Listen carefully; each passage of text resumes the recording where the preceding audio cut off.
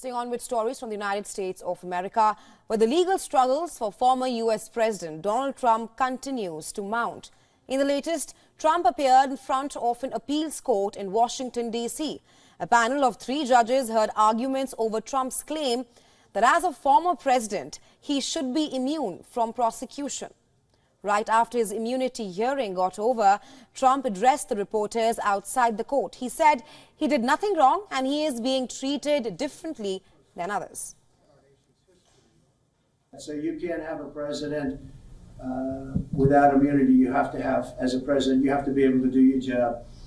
But if this didn't work out, if I wasn't given immunity, then other presidents, when we talked about today, President Obama with the drone strikes, which were very bad, they were mistakes, terrible mistakes.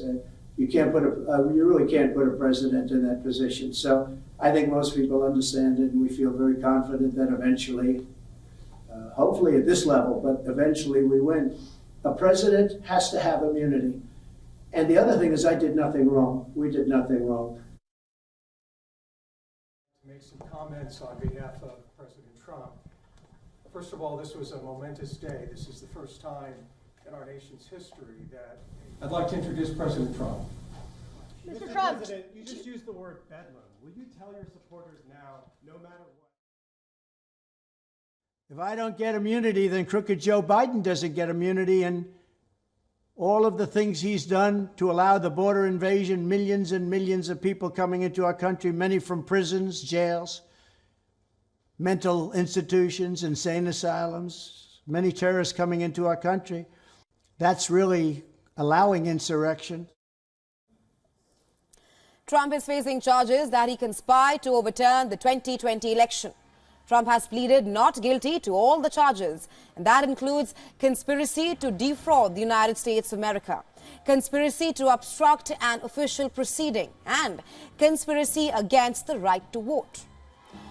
The Republican front-runner for the 2024 presidency, he was listening to the hearings quietly, as his lawyer continued to say that former presidents should not be prosecuted for the actions they take in office. However, the judges appeared to be skeptical to the argument. A Biden appointee judge even tried to riddle Trump's attorney through his own arguments when she asked whether a president could be criminally prosecuted if they order the assassination of a political rival by the special forces. But Trump's attorney insisted that even in this case, the president can only be prosecuted if first impeached and convicted by the U.S. Congress.